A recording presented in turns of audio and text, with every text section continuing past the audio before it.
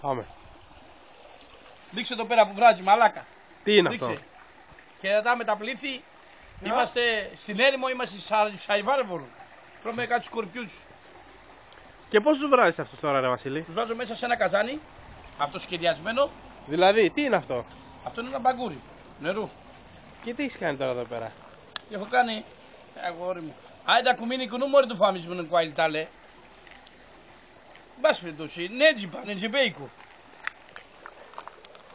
Έχεις βάλει το πλαστικό τώρα μέσα στα κάρβουνα? Ναι, και έχω βάλει το πλαστικό μέσα κάρβουνα.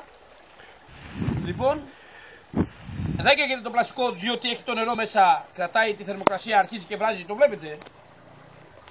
Έχουν κοκκινήσει καραβίδες, ποταμίσεις καραβίδες. Βγάλε μία από εκεί, μεγάλη. Ποταμίσεις καραβίδες. Να βλέπετε, έχουμε και εδώ, τις έχουμε καθαρίσει. Βγάλε. Τις έχουμε καθαρίσει λέγον. Δεν είναι μόνο αυτές, έχουμε και άλλες, μια σακούλα εκεί πέρα γεμάτο. Ναι. Αυτές λένε το όνομά μου πάνω να ξέρετε. Έχουμε ψαρέψει. Έλα από εδώ ρε. Χαγιάτε! Ταλαιπωρία. Πόσο είναι μία ρε? 700-800 γαρμάρια η μία. Ξανάμε. Τις έχουμε φρέσει της ώρας. Που λέτε παιδιά, στο Βιετνάμ ήμουνα, βιετνικό μου πολεμούσα. Για πες. Όποιος ξέρει από ζωή μπορεί να μας εμπιστευτεί. Κάτσε να τις βγάλουμε τώρα να μην καούνε. Δεν τις βγάλουμε όμως. Γιουρδάνη. Γιουρδάνη, φέρει πίσω η πυρίτσα. Κόλλα. Με τη μάσια. Κουμάζια που κόλλα, ρε. Ας άπου τους διγρένιο. Χαγιάτε.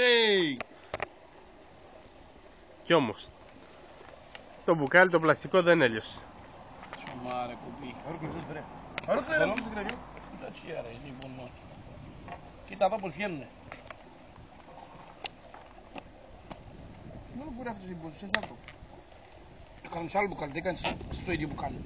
Όχι ρε, πως πήρα τον αναπτήρα από εκεί να μην το... Στον αντένα είσαι μαλάκα. Μίλα όμορφα. Συγγνώμη.